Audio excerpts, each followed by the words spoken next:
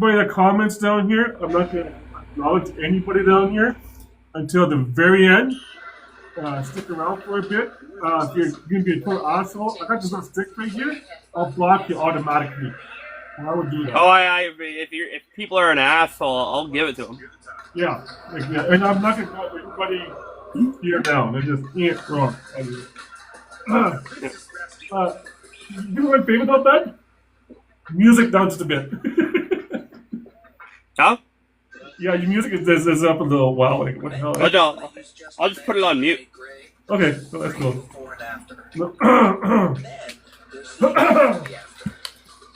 I just turned the lights off here, so it would be the light from my chair would shine a bit better.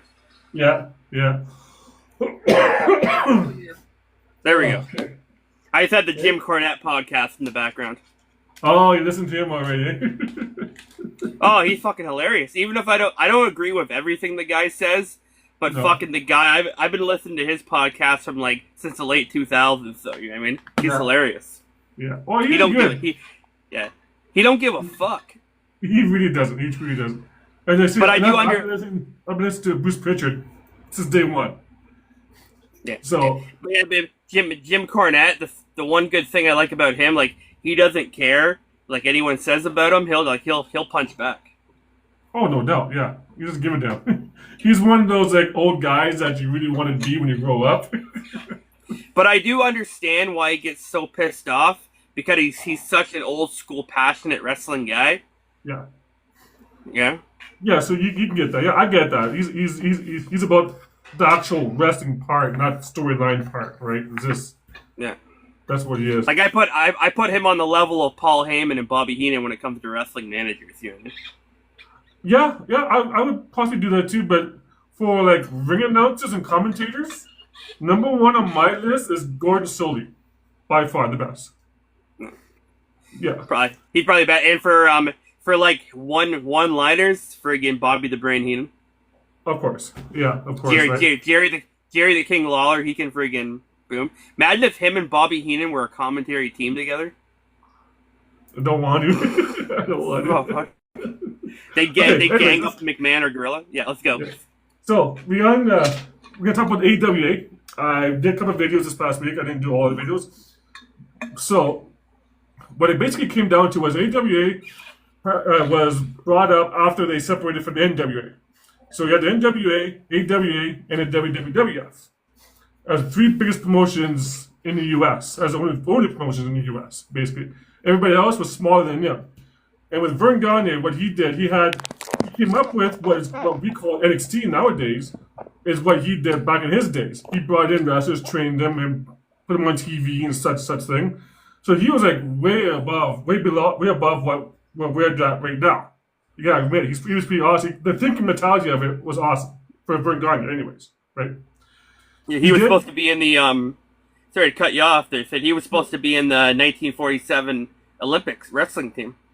Exactly, right? Yeah. I watched a little thing last night about it, actually. Yeah, well, I got the whole DVD collection with me somewhere here. Yeah, I was watching some of your stream when you were doing that. Oh yeah, that's cool.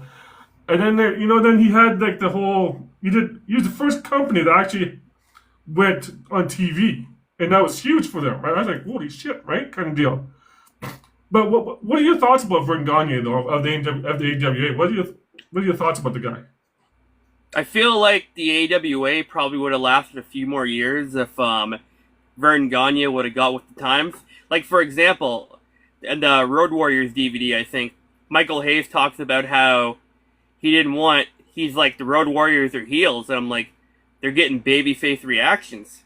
He's like, they're a heel tag team, and that's one thing that kind of screwed up Vern Gagne's company in the end. Yeah, it was basically it was us fans. That's what happened. You know, when you start producing a team that looks like a badass, you're supposed to not cheer for them. You're supposed to boo for them because that's heel team, right? That was back in the day. But yeah, it wasn't only he didn't want to be part of what was happening nowadays. You know, a lot of wrestlers screwed him royally over. The biggest one was Hulk Hogan. That was the biggest one that screwed him over, and that's the one that was building the coffin of just putting AWA in there and that'd be it, right? Yeah, supposedly they were going to pay the Iron Sheik to break Hogan's legs. That's what Vern Gagne wanted the Sheik to do. Or Vern Gagne wanted some of Hogan's Japan deal and merchandise sales and stuff like that. Yeah. And you know, you got to defend Hogan on that. It was his stuff, right? Like, he should have gotten some of that profit, and Vern kept it. He started it. Yeah. You know, you have all these guys that never had merchandise. Hogan goes to Japan, and all these guys have T-shirts and ring gear and all that, advertising. He comes back, like, well, where's my cut? You don't get none. Like, what the hell, right? Yeah, that's one of the truthful things that Hulk Hogan has said. Yeah, it's like he needed that.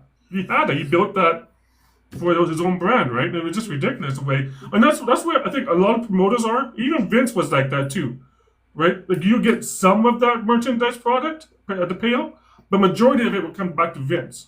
Like the T-shirts, the teddy bears, the DVDs, the whole works. Majority of it would go to Vince, and then a little bit of it, not a little bit, enough, right? Would go to the superstars themselves. So, you know, that's what promoters do. That's it's a ruthless business, but they're in it for themselves, right? For them to make money. Well, Jesse Ventura said in like many interviews that wrestling is very cutthroat. It's like politics. Yeah, it was, you know. And when you have a guy like Vern Gagne keeping himself as a world champion for a long time, he didn't trust anybody else. Like, you have to put trust in somebody. You put trust in Nick Bockwinkel, like, right to the very end. I love Nick Bockwinkel. Oh yeah, Nick Bockwinkel was an awesome guy in that ring, man. And at the very end, he. What's that? Go ahead, bud. In the very end, he kind of like Vern Gagne wanted to protect his title, so he gave it to Larry Sabisco, who at the time was his son-in-law. Yeah, again, keeping it in the family, right? Let's keep everything in the family, right? So, like, yeah. Come on. I don't think Greg Gagne would have made a good AWA world champion. He was more of a. I feel like he was more of a mid card guy. Yeah. And if he was wrestling nowadays, and he was like a new guy coming in, he'd be like that Ricky guy that was on SmackDown, right? Yeah, Ricky Gibson of Midnight Heat. Yeah. He's an indie tag team. I've heard of them before because I'm like, I've recognized that guy before. Yeah. But I think that guy is. We're going to see more of that guy in the future, though. I believe we're going to see that. Well, if you search up the tag team Midnight Heat on the Indies, they're pretty big on the Indies. Yeah. They have like an inspiration of like the Midnight Express, and like the Heavenly Bodies kind of like thing. Yeah. Kind of thing. You know, I really like is that off subject here, but for old school style tag teams, I really like those the Outrunners. I've never heard of them. So they're in AEW. They have their gimmick is like they're an '80s tag team. Gotcha, man. So back to the AWA though. You know, I've done some research on it recently here too. A lot of WWE wrestlers, like majority of WWE wrestlers now, like back in the 80s and 90s, they actually came from AWA, right? There's like a lot of them. Like AWA had a total of 152 wrestlers during its whole span, and 130 of them were to WWE. It was just amazing, right? Yeah. A little info: Ric Flair, trained by Vern Gagne, he started in the AWA. Yeah. Like it was Dusty Rhodes. amazing. Yeah, Dusty Rhodes. There's a loads of them that were trained by Vern Gagne. Is Greg Gagne still around? I don't think so. I think he might be still alive. Yeah, I never heard. I'm not sure. I think he might be still alive. Yeah. Okay, that's cool. He's not. Greg is not gone. Yay again. Greg is not gone yet. Yeah.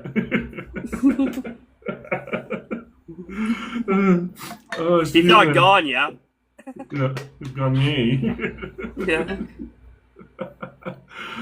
But I think though too with the AWA when they broke away from the NWA, I think they're one of the bigger companies that actually went to like Winnipeg and like that was one of their bases, right? Was in Winnipeg, and you would never see the WWE or WWF go there or NWA go there.